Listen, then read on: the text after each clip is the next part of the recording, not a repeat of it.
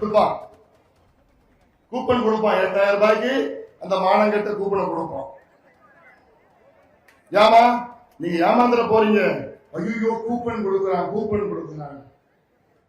அந்த கூப்பன் வெறும் காகிதம், வெத்து பேப்பர். அதுல கூப்பன் அது ஒண்ணும் பிரயோஜனப்படாது.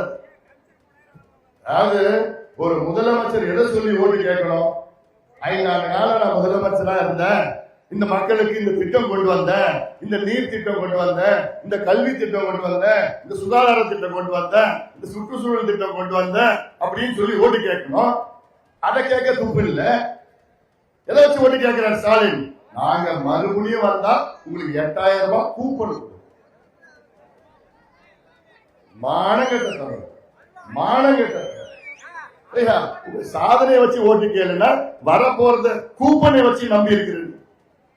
ஏமா அந்த கூப்பன் பாத்தீங்கன்னா வெறும் பேப்பர், வெறும் காகிதம். அந்த 8000 ரூபாய் கூப்பன் உனக்கு கிடைக்கணும்னா நீ திமுக கட்சிக்காரர்கிட்ட 3000 ரூபாய் லஞ்சம் கொடுத்தாதான் கொடுப்போம், சும்மாலாம் கொடுக்கணும். அதுவும் அந்த கூப்பன் யாருக்கு கொடுப்பான் தெரியுமா? அவன் திமுக குடும்பத்துக்கு தான் கொடுப்பான்.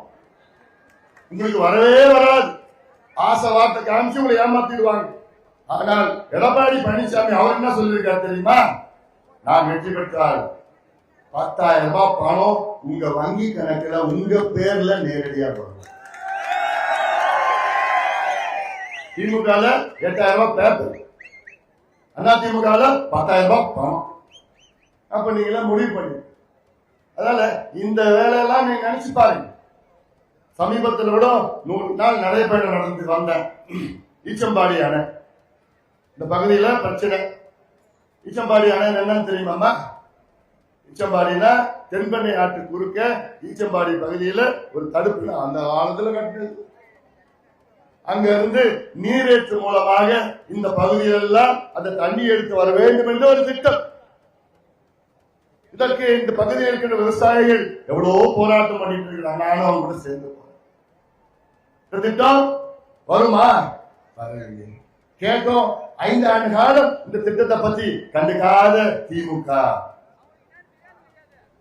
எடப்பாடி பழனிசாமி அவர் முதலமைச்சராக வந்த பிறகு இந்த அன்புமணி ராமதாஸ் நேரடியா சென்று முதலமைச்சர் அவர்களே, இந்த மக்கள் தருமபுரி மக்களுக்கு ஈச்சம்பாடி உதவி திட்டம், ஈச்சம்பாடி அந்த நீரேற்று திட்டத்தை நிறைவேற்ற வேண்டும் என்று வலியுறுத்தி உங்களுக்காக நான் பெற்றுத் தருகின்றேன். இது நான் உத்தரவாதம்.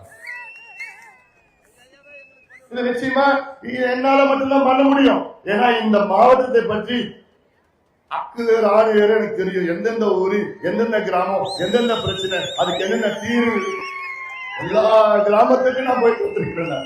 என்னை பத்தி உங்களுக்கு தெரியும். எல்லா ஊருக்கும் வந்திருக்கிறேன். எல்லா கிராமத்திலயும் சின்ன பிரச்சனை என்ன, அதுக்கு என்ன தீர்வு,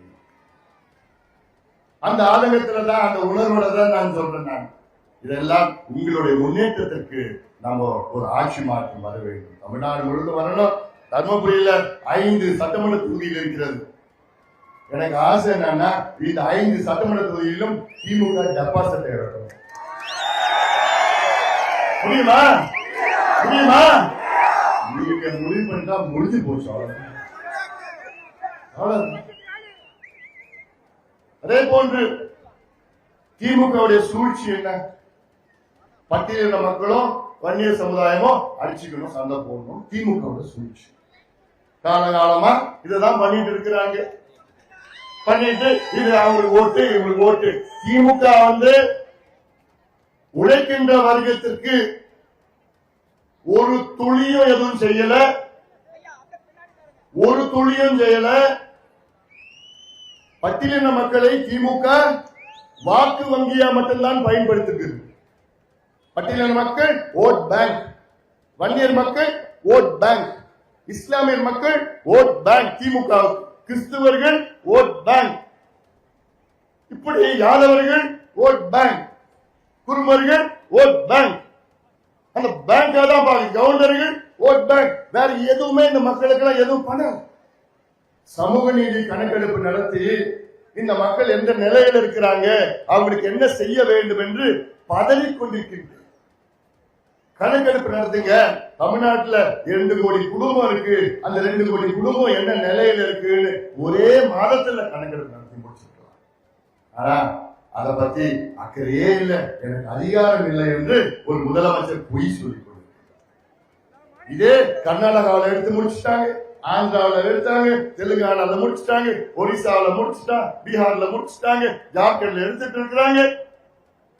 அப்ப உங்களுக்கு மட்டும் அதிகாரம் இல்லைன்னா எப்படி? என்ன பொய் முதலமைச்சர்? மன்னிக்காதை, மறக்க கூடாது. இது சமூக நீதி பிரச்சனை. சமூக நீதி பிரச்சனை இந்த தொகுதியில் தான் மொரப்பூர் வருது. உங்களுக்கு தெரியும், தர்மபுரி மொரப்பூர் ரயில்வே திட்டம் உங்களுடைய 80 ஆண்டு கால கனவு திட்டத்தை கொண்டு வந்தவன் இந்த அன்புமணி ராமதாஸ். எவ்வளவு சண்டை போட்டு 19 முறை அமைச்சர்களையும் அதிகாரிகளையும் நான் சண்டை போட்டு அந்த திட்டத்தை அறிவிச்சு அதற்கு அடிக்கல் நாட்டினார். நம்ம ரயில்வே அமைச்சர் என்ன பண்ணாரு? ஹெலிகாப்டர்ல வந்து தர்மபுரியில அடிக்கல் நாட்டின நிகழ்ச்சி எல்லாம் நீங்க பாக்குறீங்க.